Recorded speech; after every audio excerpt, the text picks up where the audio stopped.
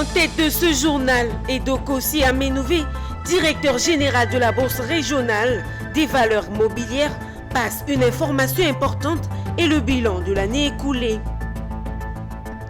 La Silicon Valley en Californie accueillera la première édition du Africa Ghetto Growth Forum du 21 au 28 février. J'ai fait le sale boulot, mais l'histoire retiendra que je l'ai fait pour le pays. Propos de Cissé Bakongo, on en parle dans ce journal.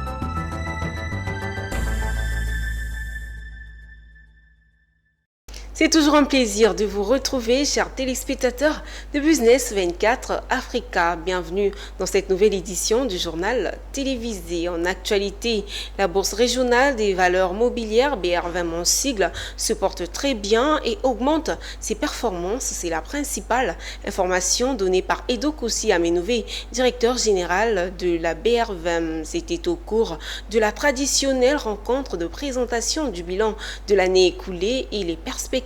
C'était aussi l'occasion pour le dirigeant de présenter les points clés de l'évolution des capitaux de l'économie mondiale. Walter Kofi et Marius Seri signent ce reportage. Une réglementation modernisée, traduite par le respect des textes, ont permis à la Bourse régionale des valeurs mobilières, BRVM, d'enregistrer des performances remarquables. En 2024, le point a été relevé au cours de la conférence bilan donnée par le dirigeant de l'institution. Au nombre des actions menées au cours de l'année écoulée, la promotion du marché boursier, le soutien à la Coupe d'Afrique des Nations, la signature de nombreux protocoles d'accords internationaux, l'entrée de nouvelles sociétés cotées, notamment la Loterie nationale du Bénin, ont permis à la BRVM d'occuper la 7e place dans le classement des performances des bourses africaines. Par rapport à 2023, notre indice composite a progressé en 2023 autour de 5%. Cette année, c'est 28%, donc c'est une bonne progression. Notre capitalisation qui était de 7 900 milliards à peu près en fin d'année 2023, a atteint plus de 10 000 milliards en fin d'année 2024. Les valeurs transigées aussi ont augmenté. Nous sommes passés de 396 milliards à plus de 460 milliards de valeurs transigées sur la bourse. Donc vraiment, tous les indicateurs en tout cas témoignent d'une bonne santé des activités de la BRVM. De l'intérêt des investisseurs également pour notre bourse. Après le bilan, place aux perspectives. Pour l'horizon 2025-2030, la BRVM se veut plus verte et digitalisée. Elle entend renforcer sa politique de défense, en plus de proposer des produits plus adaptés à la jeunesse. En 2025, nous espérons poursuivre sur la même tendance. La bonne nouvelle, c'est qu'on aura au moins une nouvelle introduction à la cote. Vous savez qu'il y a un IPO qui est en cours avec la Banque internationale de l'industrie du Bénin, donc et du commerce du Bénin, je crois, la BIC, qui est en cours. Et évidemment, cette entreprise-là, si l'IPO se boucle, va se faire coter à la BRVM dans les prochains mois. La Bourse régionale des valeurs mobilières a franchi, depuis le 13 décembre 2024, un nouveau record, une capitalisation boursière de 10 milliards de francs CFA, une nette évolution par rapport à 2023 qui était de 8 milliards de francs CFA.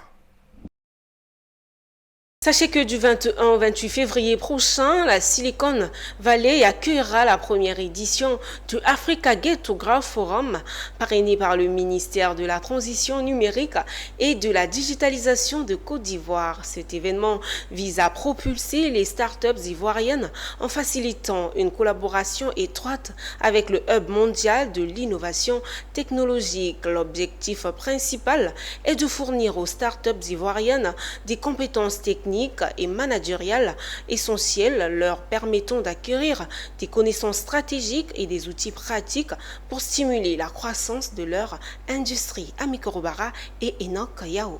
La première édition de l'Africa Gate to Grow Forum, prévue du 21 au 28 février 2025 dans la Silicon Valley en Californie, ambitionne de transformer progressivement les startups ivoiriennes en de véritables champions de la tech africaine et mondiale. Cet objectif sera atteint notamment par la promotion de l'innovation, le renforcement des capacités et le transfert de compétences. Lors de la conférence de lancement qui a réuni partenaires et personnalités, Olivier Avoua, directeur général de la transformation numérique et de la digitalisation, a salué cette initiative.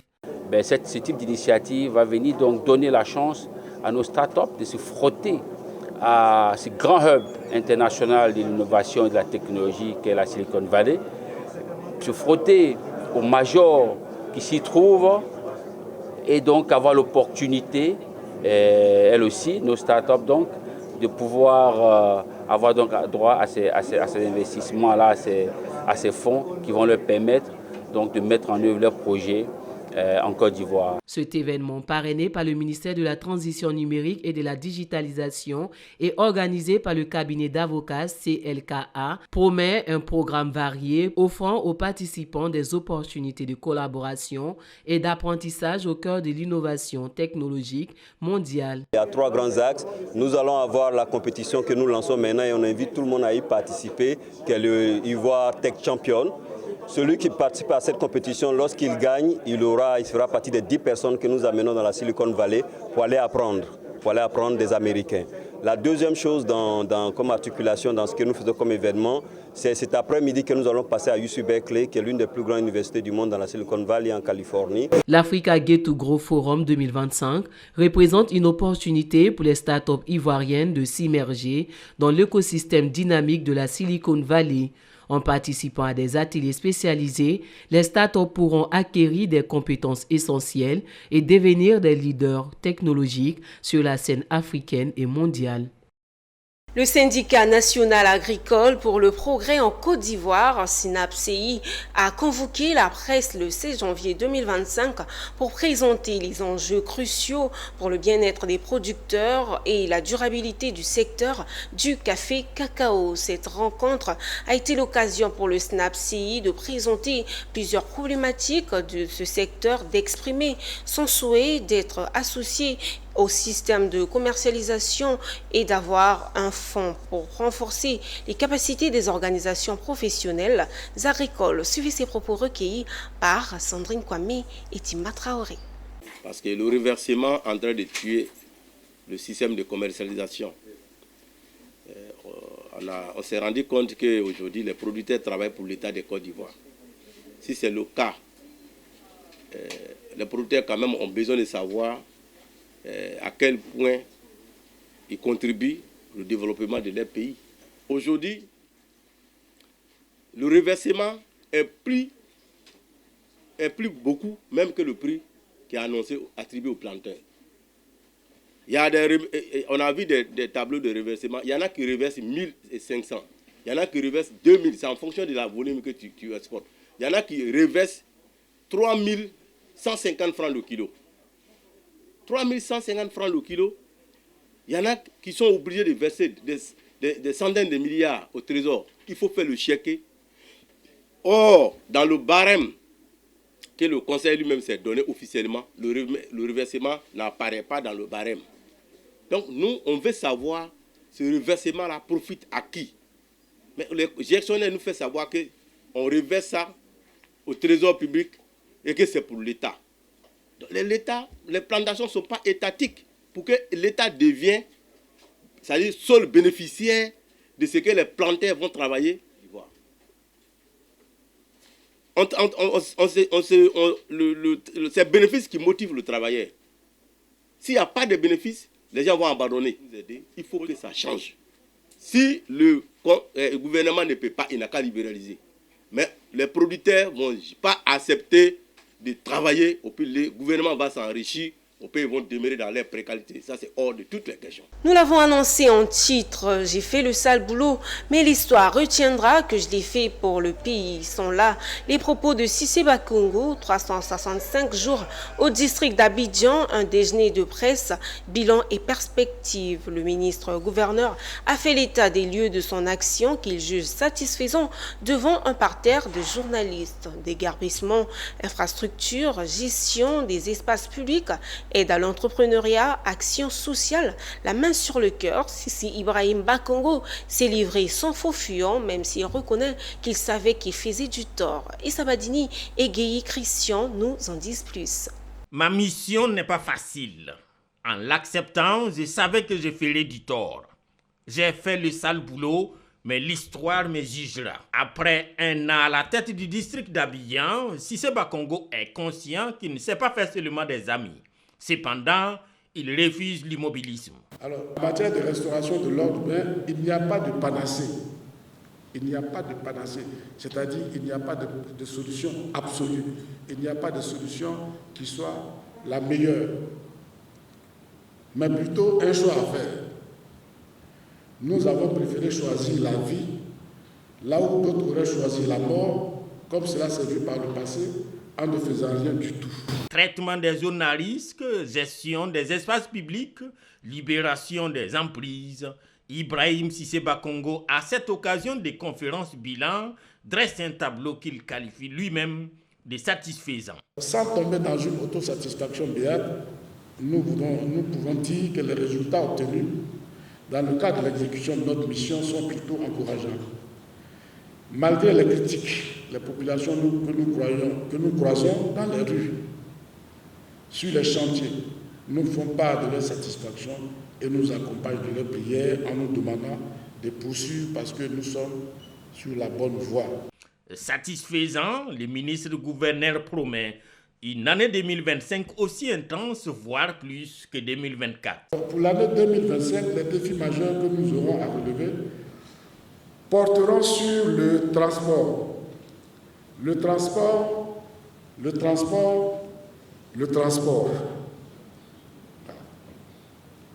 La fluidité routière, les gares et tout le reste. Cissé Bakongo promet également de s'attaquer aux gares anarchiques disséminées dans les districts, annonçant de passage la reprise des travaux de la gare internationale d'Adjamé et la construction future d'un parc logistique à la sortie nord d'Abidjan. Quant à l'aménagement de la baie du Banco déjà entamé, l'ancien ministre de l'Enseignement supérieur promet de faire voir du Dubaï au parc du Banco. La diaspora a organisé une cérémonie de présentation de vœux pour cette nouvelle année le jeudi 16 janvier en l'honneur de la présidente du conseil régional du Cavali, Anne Désiré Ouloto, par ailleurs ministre d'État en Côte d'Ivoire. Cette cérémonie de présentation de vœux était l'occasion pour la ministre d'exhorter sa communauté afin d'œuvrer pour maintenir davantage la paix dans le pays et soutenir le président de la République, Alassane Ouattara, candidat aux élections présidentielles 2025. Détail avec Sandrine Kwame.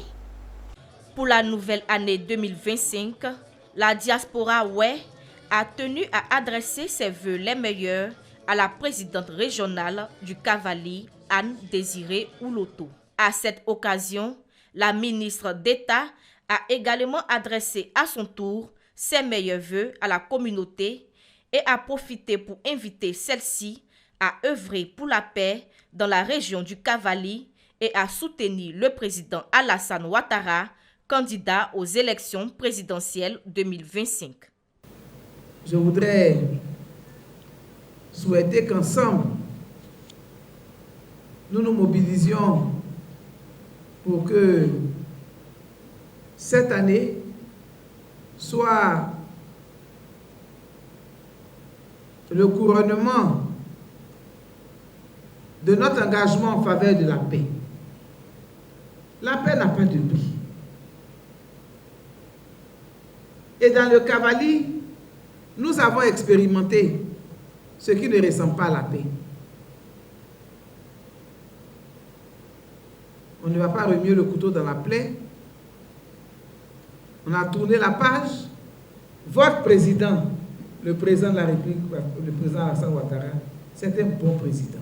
C'est un grand président. Chers parents, en rentrant ce soir, retenez qu'il est candidat. Nous lui demandons d'être candidat.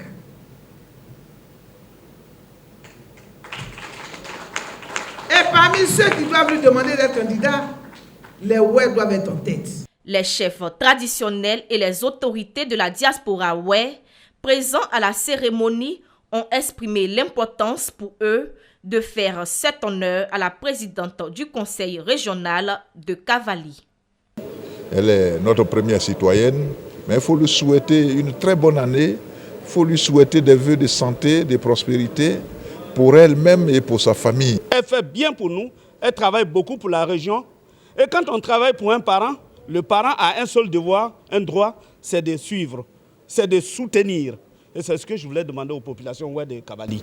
La cérémonie a été marquée par une remise de pagnes traditionnels à la présidente du conseil régional du Cavally, Anne-Désirée Ouloto.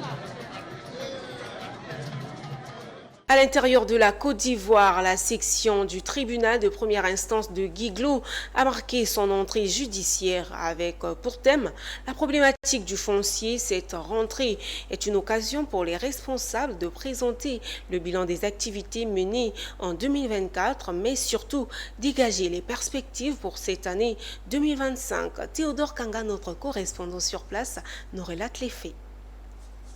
Le 20 décembre 2024, la section du tribunal de Guiglo, située dans la région du Cavally, a marqué le début de son année judiciaire. À cette occasion, le chef du parquet, Bobby Diepatieri, et le président du tribunal, Maître Mambé Jacques, ont présenté le bilan des activités de l'année précédente et ont évoqué les perspectives pour la justice de la région. Ce qui concerne les activités des affaires commerciales, le parquet a reçu pour cette année judiciaire 565 dossiers à régler. En ce qui concerne les dossiers de prestation de serment, pour cette année judiciaire, nous en avons reçu 6. Et tous ces dossiers sont passés devant le tribunal. Pour les plaintes que nous avons reçues pour cette année judiciaire 2023-2024, 761 plaintes. Toutes ces plaintes ont été réglées et transmises aux unités de forces de sécurité concernées. L'événement a réuni magistrats, greffiers, acteurs du système judiciaire ainsi que les populations des régions du Cavally et du Guémon. L'un des sujets principaux abordés lors de cette rentrée judiciaire a été la question des litiges fonciers, particulièrement sensibles dans cette région marquée par des conflits liés à la terre. Nous sommes dans une zone forestière et la boucle, je dirais, du cacao s'est déplacée dans la région du Guémon et du Cavally. Cela donne lieu à certaines tensions et nous avons des revendications de part et d'autre, que ce soit du côté des autochtones comme des allogènes. Et donc comment régler ces problèmes-là? Comment régler ces problèmes fonciers qui souvent, mal réglés, conduisent à des affrontements sanglants? Le président du tribunal, Mambé Jacques, a précisé que de nombreux litiges fonciers sont réglés en vertu de la loi de 1998 en collaboration avec l'administration de l'agriculture et de la construction lorsque cela est nécessaire. Direction Yamoussoukro où s'est déroulé un atelier d'élaboration et de validation des termes de référence du plan de travail 2025 de la FAO en collaboration avec plusieurs parties prenantes et financé par USAID. Cet atelier a réuni des experts, des représentants gouvernementaux et des acteurs de la société civile. Il a assuré également la pertinence des activités proposées face aux besoins du pays. Cela constitue une étape clé dans la planification des initiatives de la FAO pour 2025. Charles Kwaku nous en parle. Cet atelier d'élaboration et de validation des termes de référence des activités associées fait suite à une rencontre organisée à Jacquesville du 2 au 4 décembre 2024 qui a permis d'aboutir à plusieurs résolutions, y compris la mobilisation de fonds pour l'exécution des activités via des termes de référence appropriés, à savoir la validation des termes de référence à des projets futurs, l'établissement d'une feuille de route claire pour la mise en œuvre des activités activités, la création d'un espace de dialogue entre les différentes parties prenantes. La nécessité de cet atelier découle des objectifs stratégiques de la FAO. En réunissant des experts, des représentants gouvernementaux et des acteurs de la société civile, cet atelier garantit que les activités proposées soient pertinentes et adaptées aux besoins locaux. L'Organisation des Nations Unies pour l'alimentation nous appuie régulièrement dans la tenue de nos activités. Donc cette année, avec eux, nous avons convenu de réaliser un atelier, deux ateliers de planification de nos activités par l'élaboration de l'ensemble des TDR que nous aurons à dérouler cette année 2025. Permettre à la fin de l'année d'atteindre tous nos objectifs en termes d'activité à réaliser et nos objectifs en termes de lutte contre les maladies animales et la surveillance des maladies. L'année dernière, on a fait face à beaucoup de menaces sanitaires telles que la rage, la peste porcine africaine qui a décimé beaucoup d'élevages et qui a engendré d'énormes pertes financières. Donc on se dit que vraiment il faut que 2025 on ne soit pas confronté à ce genre de maladie-là. Donc c'est pour ça que dès janvier, nous prenons les dispositions pour pouvoir vraiment assurer une sécurité sanitaire vraiment au niveau du pays. Cet atelier constitue une étape essentielle dans la planification des activités de la FAO pour 2025. Et à Korogo, le mois dernier, l'ONG La Bienfaisance et ses partenaires des Émirats Arabes Unis avaient remis des pensions à plus de 200 enfants orphelins. L'objectif était de faciliter la prise en charge des tuteurs. Images et commentaires. Ce sont 200 enfants sans abri répartis sur l'ensemble du territoire national qui bénéficieront d'une pension alimentaire de la part de l'ONG La Bienfaisance et son partenaire. Dar Arbor Society, d'une valeur de 46 millions de francs CFA. Pour le Grand Nord, c'est plus de 5 millions de francs CFA qui seront distribués sous le terme général, le bien-être des orphelins, une responsabilité collective. Le but est d'accompagner les enfants vulnérables afin de faciliter leur épanouissement dans la société et autonome. Une initiative saluée par les autorités administratives de la ville.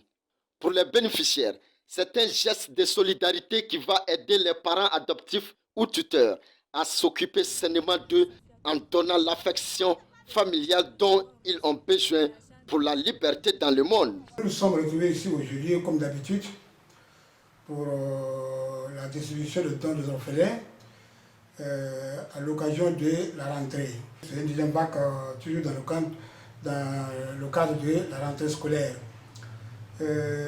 Nous faisons cela pour accompagner les veuves qui sont les mères des orphelins, pour les faciliter à faire face à une rentrée scolaire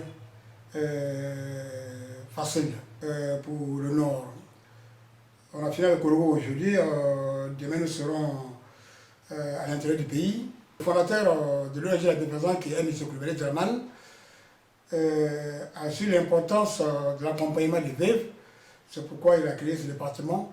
L'ONG et son partenaire, Émirats Arabes Unis, entendent mettre en œuvre des actions pour améliorer les conditions des communautés, à promouvoir et à protéger les droits des enfants tout en créant des opportunités qui leur permettront d'envisager l'avenir dans les meilleures conditions. Voilà tout pour cette livraison d'actualité. Je vous retrouve à la prochaine édition avec le même plaisir. D'ici là, portez-vous bien.